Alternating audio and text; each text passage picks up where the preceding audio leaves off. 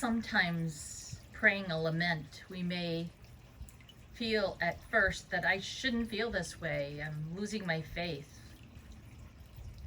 And yet, lament reveals our overly rationalistic and overly egocentric view of faith, as though it is something that we do. In the scriptures, faith is not simply an intellectual assent to some statement about God. It is trusting of our entire selves to God. At times we do experience God's absence. We do feel alone and confused or in doubt. Even St. Paul tells us he was perplexed but not driven to despair. In despair, we give up on our relationship with God. Doubt, on the other hand, is a sign that our faith is alive and kicking. It's part of the rhythm of faith itself. Lament isn't a failure of faith, but it is an act of faith. We cry out directly to God because deep down we know that our relationship with God counts.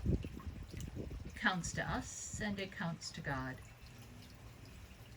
Even if we do not experience immediate closeness, we believe that God does care. Even if God seems not to hear, we believe that God is always within shouting distance. In the scriptures, God does not say, "Do not fear, I'll take away all the pain and struggle." Rather, he says, "You have no need to fear because I'm with you." Perhaps it's not the lamenting, but the failure to lament that expresses a lack of faith. And in lamenting to God, we cry out, "Why, Lord? Why?" Our suffering is so big. It doesn't make any sense. It lacks meaning.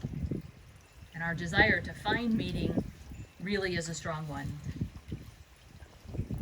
But in our search for meaning, we can be tempted to look for cheap, easy answers.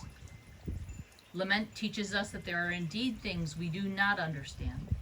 In fact, we cannot understand. God does not say, "Do not fear, you will understand everything and you'll have all the answers." Our human mind can only take us so far.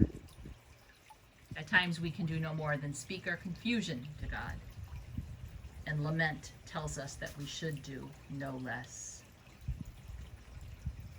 A reading from the book of Psalms, Psalm 130, titled "Waiting for Divine Redemption." Out of the depths I cry to you, O Lord, hear my voice. Let your ears be attentive to the voice of my supplications.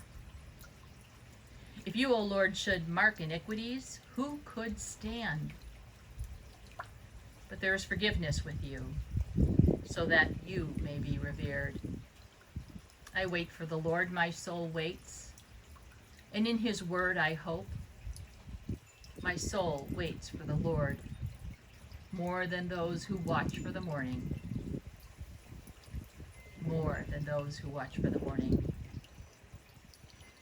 O Israel, hope in the Lord, for with the Lord there is steadfast love, and with him is great power to redeem. It is he who will redeem Israel from all its iniquities. Psalm 130, waiting for divine redemption.